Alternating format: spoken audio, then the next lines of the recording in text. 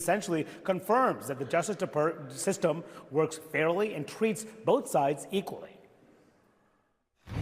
What would Republicans point to as a two-tiered system of justice when the president's son was just convicted of a crime?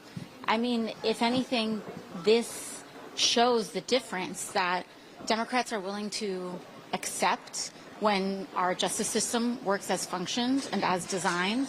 We're not here contesting the results. We're not here trying to defund the FBI or the Department of Justice because we don't like the outcome of a given trial. We respect the judicial process.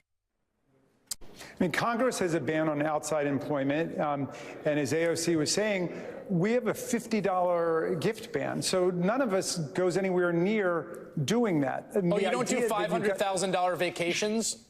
Well, I mean, that's the comical thing. I mean, members of Congress don't even understand that. Under what circumstances would a Supreme Court justice be accepting hundreds of thousands of dollars or millions of dollars in foreign travel or paid tuition for family members or a recreational vehicle, motor stagecoach? It's just outlandish for us to contemplate. I mean, that's like a jailable offense for people over here. And it's just like the normal business as usual at the Supreme Court that they're collecting millions of dollars and hundreds of thousands of dollars from their so-called friends. And so we need to clean that up. And that's why, we said we're going to start with something simple that the whole country will be able to understand immediately and intuitively. We want a $50 gift ban for U.S. Supreme Court justices. They make $300,000 a year, pay for your own lunch, and pay for your own vacation. Mr. Aronson, as you and many have testified, Justice Thomas accepted numerous gifts from Harlan Crow, including free trips, yachts, private jets, private school. Now, I know sometimes we think this is very complex, but it's actually pretty simple. Harlan Crow then has a real estate firm which has a case in front of Justice Thomas while he's giving them these gifts. Now, I don't think you have to go to law school to know that this is a conflict of interest. Am I missing something? No, Congressman, you're not wrong at all. I have the federal recusal statute right here. It states that any justice shall disqualify himself in any proceeding in which his impartiality might reasonably be questioned. Of course, this is a statute that is implicated by Alito's flag-waving situation, and it's certainly implicated by Justice Thomas's willing receipt of, years and years worth of millions of dollars worth of gifts from a real estate magnate who has direct and indirect interests before his court. I think it's more than reasonable to conclude that his impartiality might be questioned reasonably by this decades-long relationship and by the, happy acceptance of all of this, free luxury travel. And then Justice Alito, to your point, he has a stop the steal flag flying in front of his house. Now, I respect his First Amendment rights. He says he can't tell his spouse what to do. I can't tell my spouse what to do, but that's not the issue, right? I mean, the issue is, should he have a stop the steal flag in front of his house and then be presiding over a January 6th case? Again, doesn't seem like you have to be in law school to know, okay, you can have a stop the steal flag, but you can't then adjudicate a case that's about whether the election was stolen. Am I missing something there about the conflict of interest? Congressman, I don't think you're missing something. I think Justice Alito has been assiduous in trying to deflect blame to his wife, Martha Ann Alito, just as Justice Thomas has tried to deflect blame and association to the MAGA insurrection to his wife, Ginny Thomas. But I think very clearly a reasonable observer looking at the facts, and to your point, Congressman, Justice Alito does not contest that the flag was flying outside his home. He does not contest the political significance of the flag. He says it was his wife's decision to fly the flag. She's fond of flying flags. I'm not. But that's not the question presented by the recusal statute. And his conclusion that no reasonable observer would be able to question his impartiality is just, flatly false.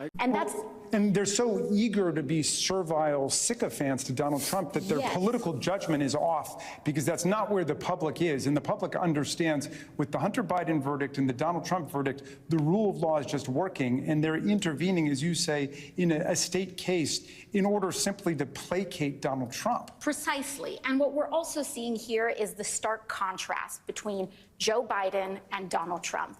And in President Biden, we have both, yes, a loving father who is there to be supportive of his son, but also a president president who respects rule of law and is willing to accept the outcomes of a case, even if that outcome is not in favor with his family or his personal, outcomes. Whereas you have Donald Trump, who takes and weaponizes the seats of government, the seats of power, and embarks on a campaign of political intimidation in order to wrest and secure outcomes that personally benefit him. And that, at the core, is part of the stakes of our democracy that are before us today. Because once rule of law goes out the window, it is not something that is easy to get back. And it is very much a part of the decision that we have to make before us in the next few months. This is a new era in America, and I think it goes against the ilk of who we are as Americans and our faith in the criminal justice system. In the end, this jury of ordinary people from Delaware were not intimidated by that family.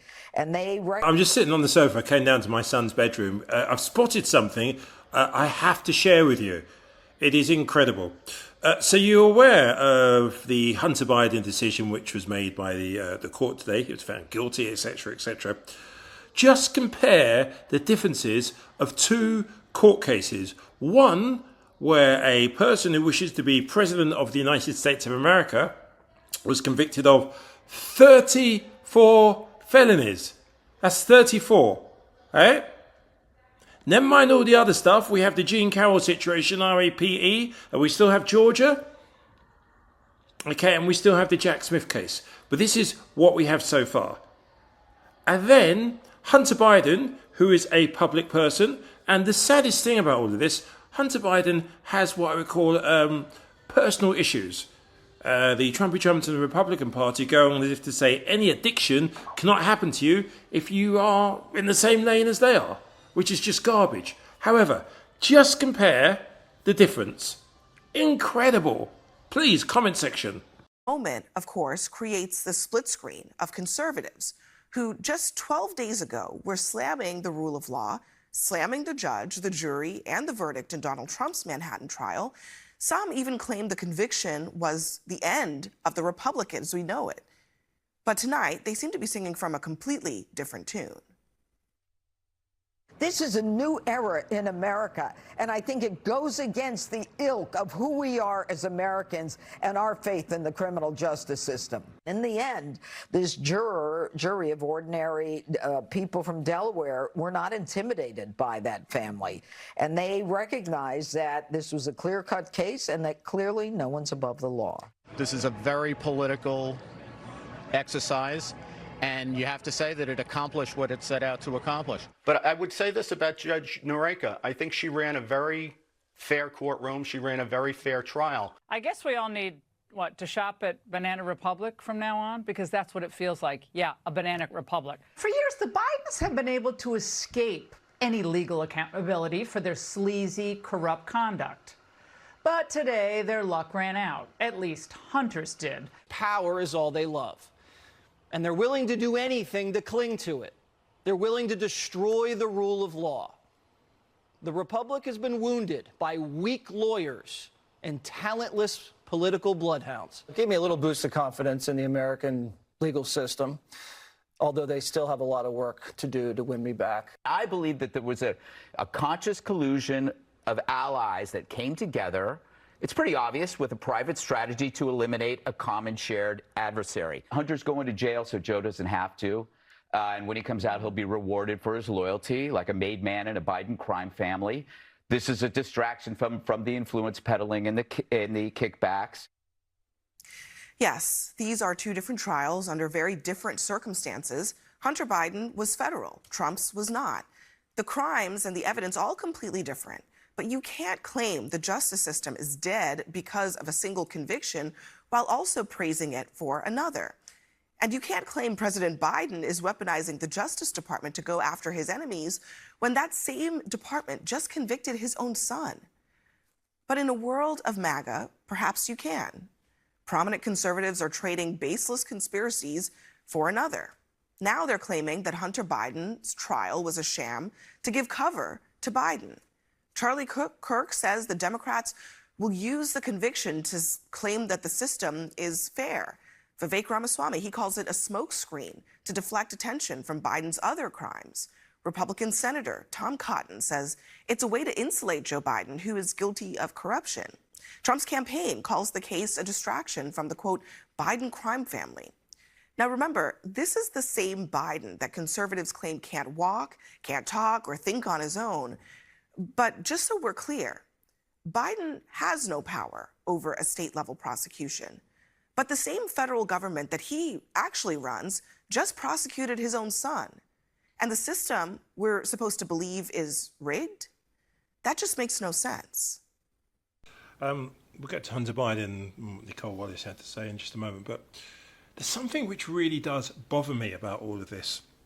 If you've ever dealt with anybody who's an addict, whether they're a drug addict, they have alcoholism, sex addict, they have something that they can't, I mean, believe it or not, there's an ex-English football player, you can Google this, he was addicted to wine gums.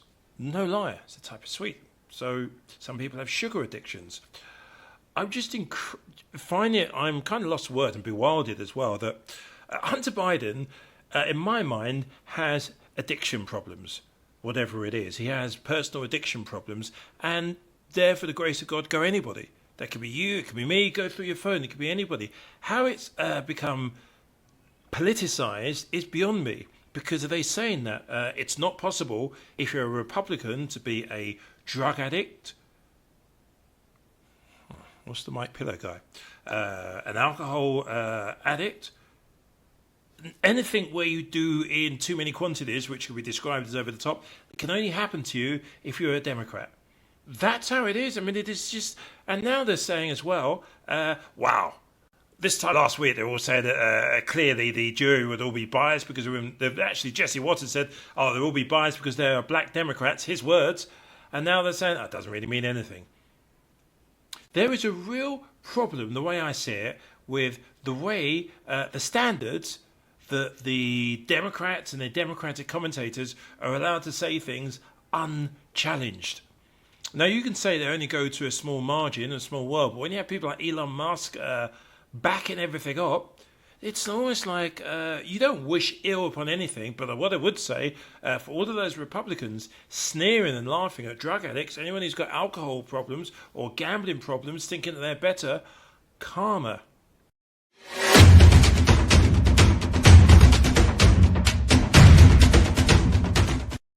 It's pretty shocking. I do not know how the MAGAs are going to be dealing with this. Paul Ryan, Google Paul Ryan, I'm sure you know his history. He used to be Speaker. Well, he went on Fox, Cavoto, and is basically, wow, how do I put to the MAGAs without getting a tissue out? Dumped Don Shitsy Pantsy Felioni, whatever his surname is these days. The only thing is, Paul Ryan's probably this type of person that will end up voting for the Republican nominee. He didn't actually endorse Biden, but hey, it's a start. What's your thoughts? Comment section now. Right now, I know a lot of these folks who also shared your same concerns about Donald Trump have sort of said, all right, we're rallying around Donald Trump. You had said, though, that would not be the case with you. You had said that he's a populist and an authoritarian narcissist, that character is too important to me, and it's a job that requires the kind of character he just doesn't have. That's pretty strong. Yeah, that's the way I feel. I agree with that.